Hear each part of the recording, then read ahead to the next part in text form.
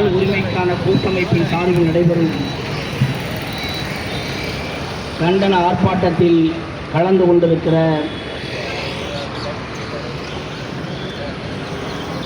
அன்பு நிறைந்த தோழர்களே,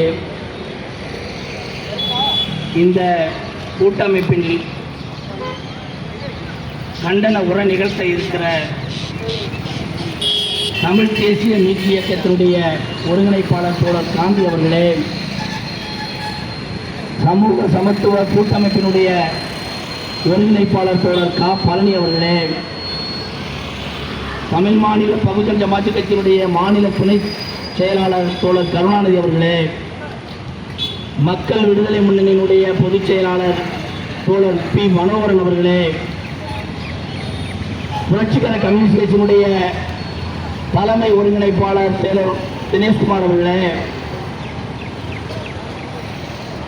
தமிழ்நாடு பொதுவுடைமை இயக்கத்தினுடைய மையக்குழு தோழர் வழக்கறிஞர் தனஜயன் அவர்களே, ஜனநாயகத்துக்கான தொழிலாளர் கட்சியினுடைய ஒருங்கிணைப்பாளர் தோழர் தங்க தமிழன் அவர்களே, இறுதியில் கண்டன உரை நிகழ்த்த இருக்கிற தமிழக மக்கள் புரட்சி கழகத்தினுடைய தலைவர் அருமை தோழர் அரங்க குணசேகரன் அவர்களே, இதில் திரளாக கலந்து கொண்டிருக்கிற இந்த அமைப்புகளுடைய முன்னணி செயல்பாட்டாளர்கள், தோழர்கள், நண்பர்கள், நம்முடைய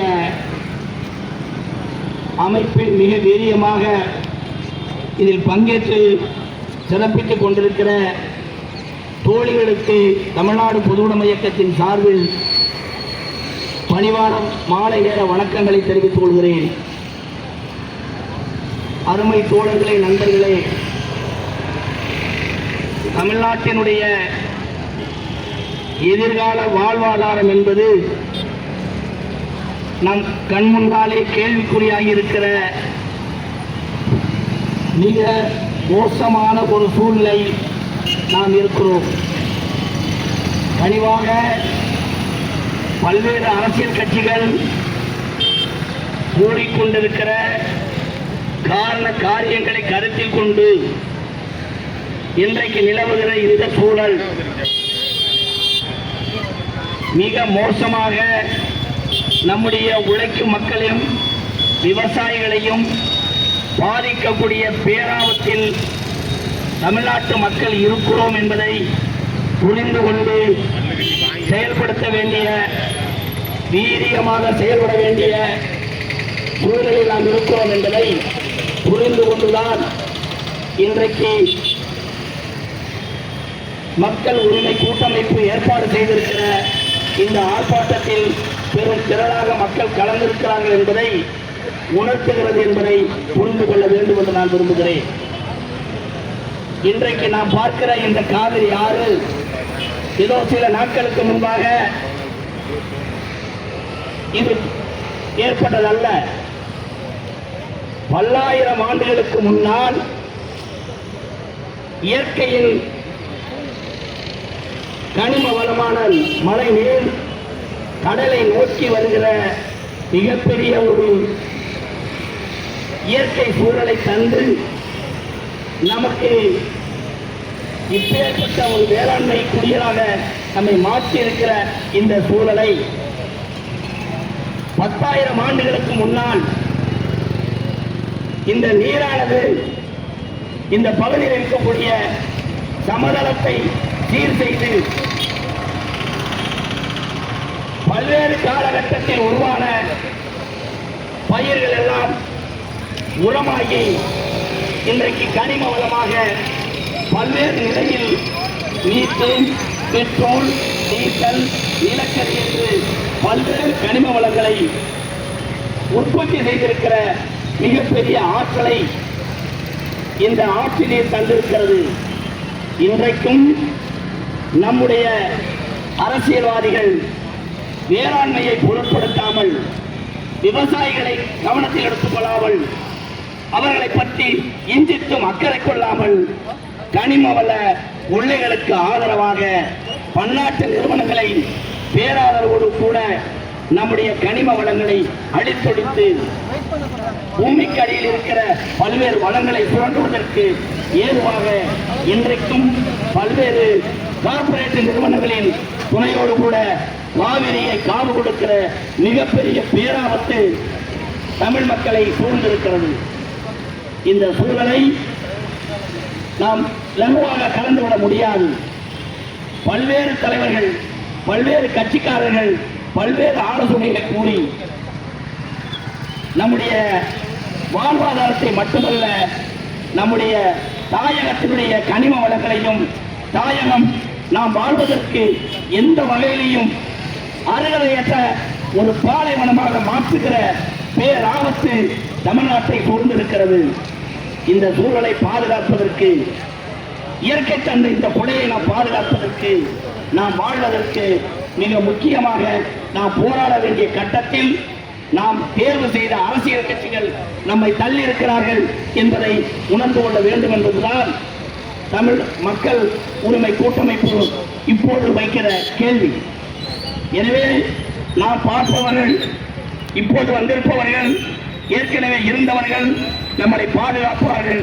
அவர்கள் வந்தால் போதும், இவர் வாக்களித்தால் போதும், வந்தால் எல்லாம் மாறிவிடும் என்பது கற்பனை மட்டுமல்ல, பொய்யாய் பொய்த்து போயிருக்கிற ஒரு புறச்சூழலை தமிழ் மக்கள் உணர்கிறார்கள்.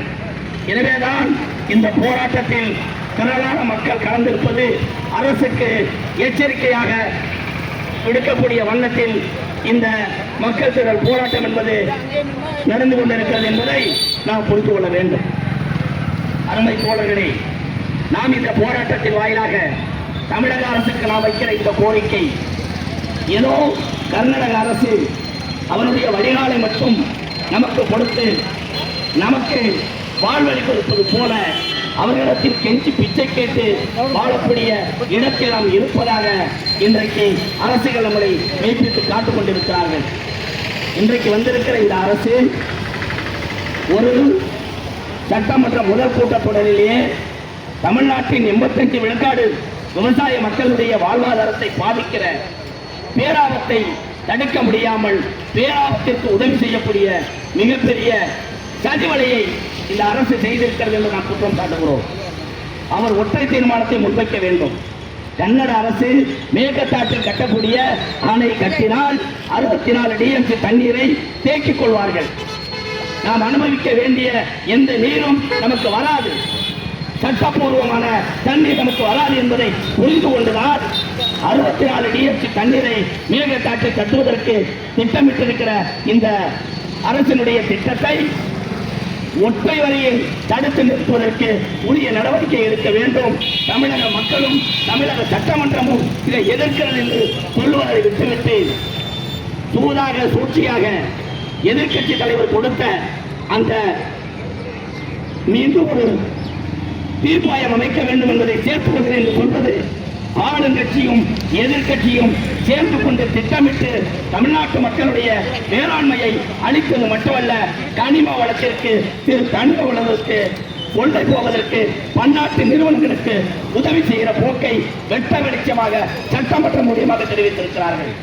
மக்கள் உரிமைக்கான கூட்டமைப்பு இதை வன்மையாக கண்டிப்பது மட்டுமல்ல, உடனடியாக திரும்ப பெற வேண்டும். தமிழ்நாட்டு மக்களை பாதுகாப்பேன், தமிழ் மக்களுக்காக தான் நான் பணம் கொடுக்காமல் வெற்றி பெற்றிருக்கிறேன், நான் நேர்மையான ஆட்சி செய்வேன், எடுத்தவனை விடமாட்டேன், எடுக்கவும் விடமாட்டேன் என்று எடுத்தவனெல்லாம் சேர்த்துக் கொண்டால் என்ன செய்வீர்கள் என்ற கேள்வி எங்கள் மக்களிடத்தில் இருக்கிறது என்பதை தமிழக முதல்வர்கள் உணர்ந்து கொள்ள வேண்டும். நீங்கள் ஒன்றும் சலவை நிலை கடையில் வைத்திருக்கவில்லை.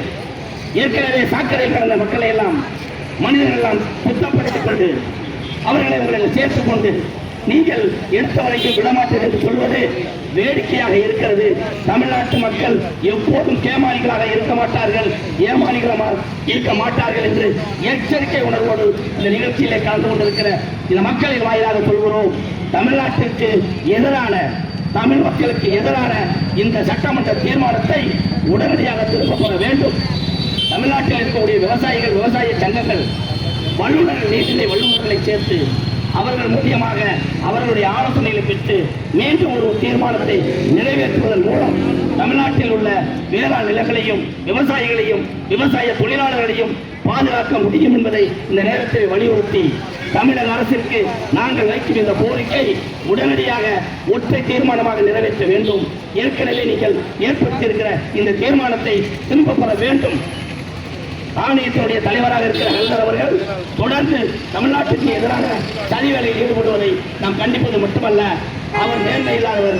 உடனடியாக அவரை பதவியை நீக்கி மாற்ற வேண்டும் என்று இந்த கோரிக்கையை முன்வைக்கிறோம். அப்படிப்பட்ட சூழலில் இருக்கக்கூடிய நாங்கள் உணர்ந்திருக்கிறோம் எங்களுக்கான ஆபத்தை நாங்கள் உணர்ந்திருக்கிறோம். இந்த நிகழ்ச்சி கலந்து கொண்டிருக்கிற இம்மக்கள் இப்போது நிற்க மாட்டோம்.